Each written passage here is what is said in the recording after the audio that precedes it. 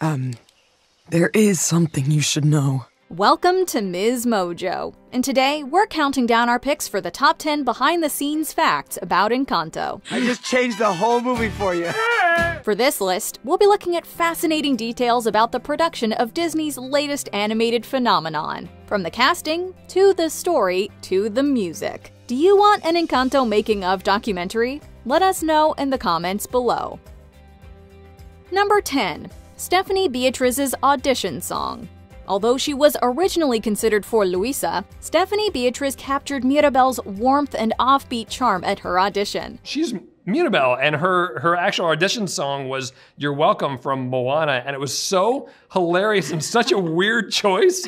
And then when she started, we were like, oh, that's Mirabel, what are we doing here? According to co-director Jared Bush, Beatriz melted the crew's hearts when she read Mirabel's touching scene with Antonio. You don't have to worry about me, because I have an amazing family, and an amazing house, and an amazing you. Beatriz also brought out Mirabel's comedic side with a rendition of You're Welcome from Moana. The unconventional song selection perfectly suited Mirabel, inspiring Tony Smead to translate a recording of Beatriz's performance to animation. Hey, well, let me say, you're welcome, you're welcome. The role motivated Beatriz to further explore her Colombian heritage, not only for herself, but also for her daughter. And so, for me, it's like, I know my kid is never going to meet those members of my family. And yet, because I got to spend that time with them, because I was around them, I get to tell her about them. Beatriz was in the late stages of her pregnancy during the recording sessions. While singing Waiting on a Miracle, Beatriz was literally waiting on her miracle, who arrived only 2 days later. As I was laying down sort of like these songs and, the voice, I was also really cognizant of the fact that I was pregnant and going to have a kid that would possibly see this work someday. Number 9. Abuela's backstory was almost in the family madrigal. We swear to always help those around us and earn the miracle that somehow found us. The family madrigal was the first song that Lin-Manuel Miranda wrote for the film. The first song I wrote was the opening song of the movie called The Family Madrigal. Welcome to Family Madrigal. One of my favorite moments is when she gets kissed by her mom. She has this like, Mom! Although the whole story wasn't set in stone, especially the second and third acts, Miranda felt the song could serve as a guide for the filmmakers. There was a point where we figured out that Abuela Alma, needed to tell us her story in a song. What I really wanted to do was kind of write a song that felt like it always existed. Written with the triumphant energy of a horn line, the opening number showcases possibly the fastest singing in a Disney song.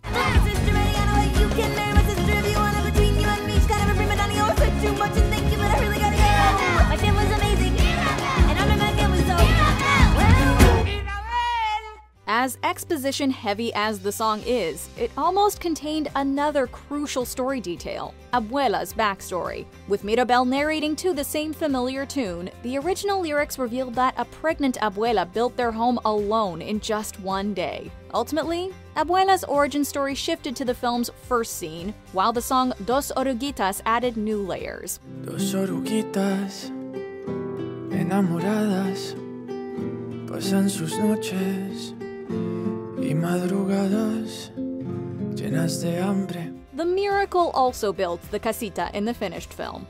Number 8. John Leguizamo improvised the Rat telenovela. Plus, free entertainment. So what do you like? What do you like? You like sports? Game shows. Telenovelas. That love could never be. You might be surprised to learn that some of the funniest Disney moments were improvised. Encanto is no exception, with John Leguizamo ad-libbing one of the best gags. It's actually me. I used to say my real gift was acting.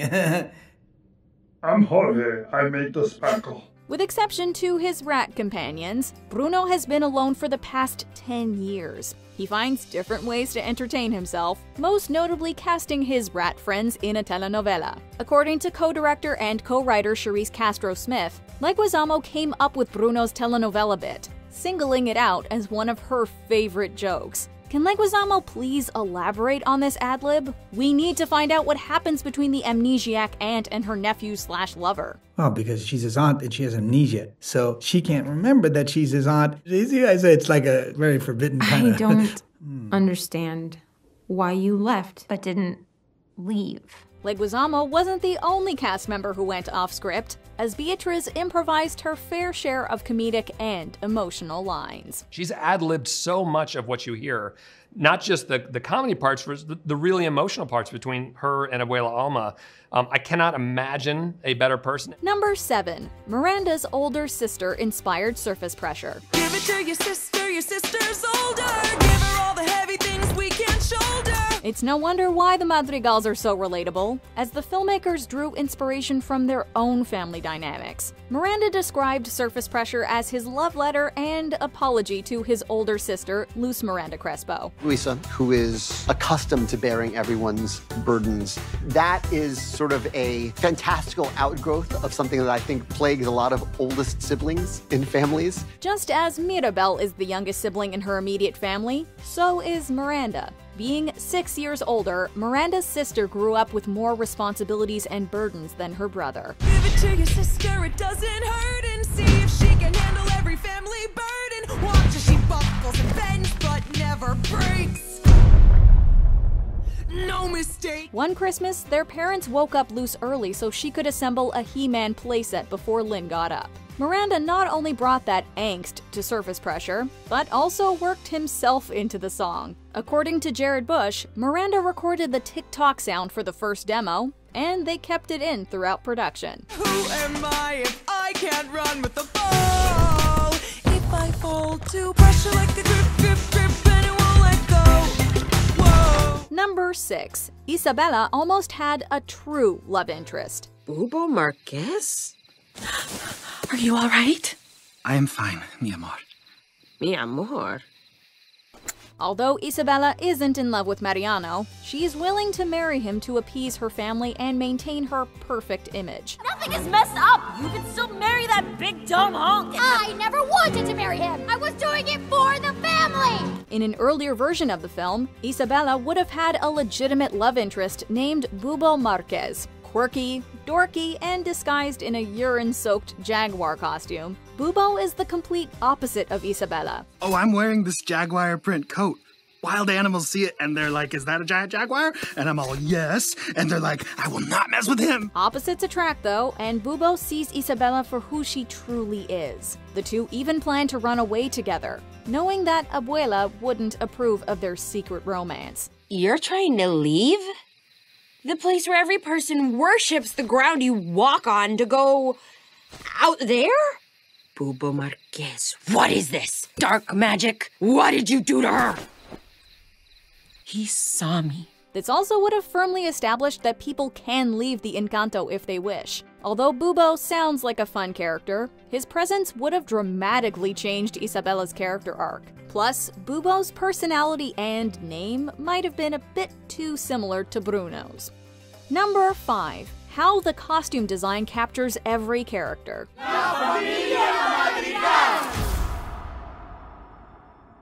Wanting to tell a story through the visuals, the artists convey each family member's personality and gift through their clothing. Luisa's skirt possesses dumbbells, Dolores' shirt has sound waves, and Isabela's dress is covered in flowers. Being the heart of the family, Mirabel's dress pays homage to every madrigal, from a candle for Abuela to animals for Antonio. Come on, let's get you to your door.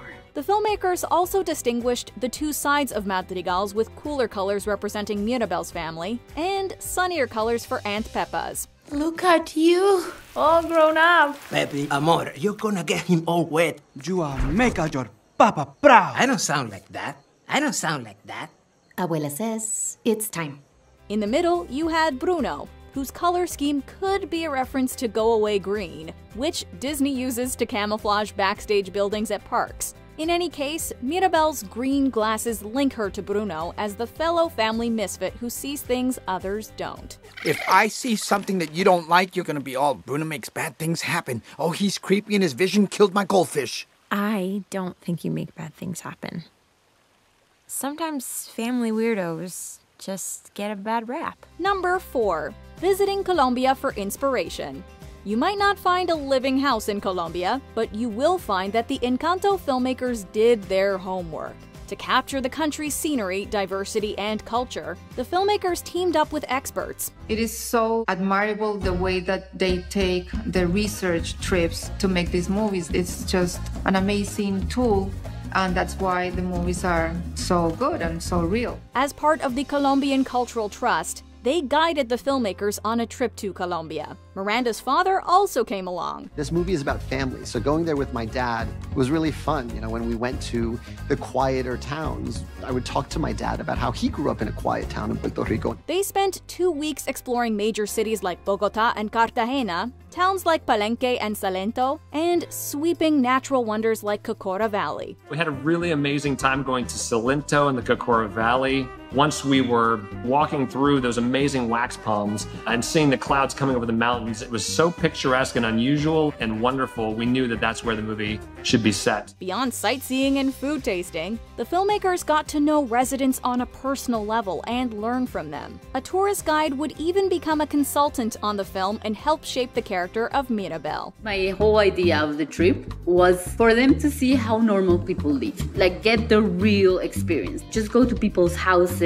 and have them show their craft. Number 3. The details in Lin-Manuel Miranda's music. I wanted to just write the most joyous song possible, and so the lyrics are all just sort of a love letter to this house, to this part of the world, and to Colombia itself. The trip to Colombia was only the tip of Miranda's research. He spent years studying the country's culture and music to perfect the soundtrack. When Miranda needed to learn about Colombian plants, his botanist neighbor helped inspire the lyric Hurricane of Jacarandas, among others.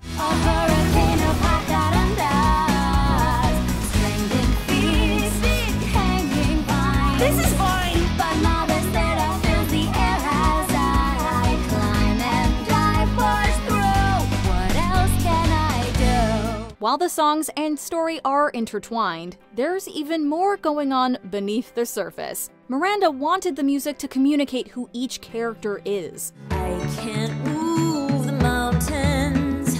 I can't make the flowers bloom. I can't take another night up in my room, waiting on a miracle. Since Mirabel stands out from the rest of her family, he approached waiting on a miracle like a waltz, which is out of time, yet lovely. And so I needed to find a way to make her just out of step with the rest of her family. And one of the solutions was to write it in 3/4 and to write it in waltz time. It's just a different beat. Miranda packed in so many details that not everything made the cut. The finale, for example, almost ran 2.5 minutes longer, with more time dedicated to Abuela, Julieta, and Agustin. The seasons change in turn.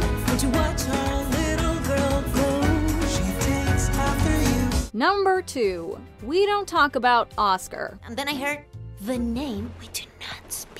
From his offbeat personality to a certain chart-topping song, you may think that you know Bruno inside and out by now. 7-foot frame, rats along his back. When he calls your name, it all fades to black. Yeah, he sees your dreams and feasts on your screams. Before Bruno was an awkward, vulnerable scene stealer, though, the character was written with a cockier edge. I was a little cockier when I started, and tore me down till I was the most vulnerable, like a puddle. I was an emotional puddle. The character wasn't even named Bruno in the beginning. Originally, he was Oscar Madrigal. And you don't even really remember your Uncle Oscar, but you know the story. Since that's a common name and Disney wanted to avoid any legal trouble, several alternatives were brainstormed. I am Hernando. I am scared of nothing.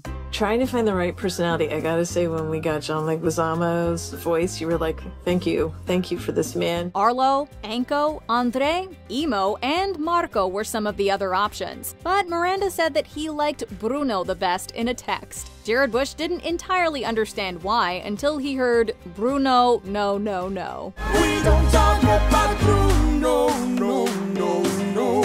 We don't talk about Bruno. Still, Still, imagine an alternate reality where We Don't Talk About Oscar wins an Oscar for Best Original Song. Okay, so we gonna talk about Bruno. It's Bruno. Yeah, there's a lot to say about Bruno. Before we unveil our top pick, here are a few honorable mentions. We almost saw Luisa's room, and it could have led to a secret amusement park. Are you crying? Maybe. Yes. Tia Peppa and Dolores lost their powers. They were like there 1 minute and then boom! Gone. Miranda's first fully Spanish song. The emotion behind Dos Oruguitas, though, is universal. It's about these two caterpillars who are in love, and they don't want to let each other go, but they have to because that's the only way they can become their next selves. And it's sort of a metaphor for what this family is going through. Agustin and Felix almost got powers. The filmmakers considered giving the dads gifts, but decided to focus on their kids. When me and your Tio Felix married into the family, outsiders who had no gift never ever would. Surrounded by the exceptional, it was easy to feel unceptional. When the film's idea came about, 5 years ago, around the same time Zootopia wrapped. We started this movie 5 years ago this week, which is crazy that these movies take so long. But congratulations! Thank you. We're so tired. It's amazing. So proud of everybody. You know, it's like when we started with Lin, because Lin and Jared had just come off of Moana. There was nearly a post-credits gag, but the filmmakers decided it was better to go out on an emotional high. Before we continue, be sure to subscribe to our channel and ring the bell to get notified about our latest videos. You have the option to be notified for occasional videos or all of them. If you're on your phone, make sure you go into your settings and switch on notifications. Number 1. Cut Madrigal family members. So many kids in our house, so let's turn the sound up. You know why? I think it's time for a grandkid roundup. Grandkid roundup. The Art of Encanto book offers a glimpse of several characters who didn't make the cut. Peppa originally was indestructible, but we found was that her power was too close to Luisa and people actually got them confused. And early on, Mirabel's mother was the one who controlled the weather. Eventually, the weather went to Peppa, which is great. The lineup included a gambler fortune teller boy called Jose, who kind of seemed like a cross between Camilo and Bruno. There was nearly a woman with a bunny named Miranda, calling Antonio's animal gift to mind. Of course they can come. A little girl named Zoe had the ability to communicate with machines. Another girl named Fuega would have unleashed her fury through her fire powers. Amelia and Sofia were a pair of twins with contrasting auras. Peppa also almost had another sister named Lita, while a character named Princesa filled Isabella's flower power role. As big as the casita is, it would have needed a lot more rooms to house all of these madrigals. Sorry, you could. You look great. Do you agree with our picks? Check out this other recent clip from MsMojo. And be sure to subscribe and ring the bell to be notified about our latest videos.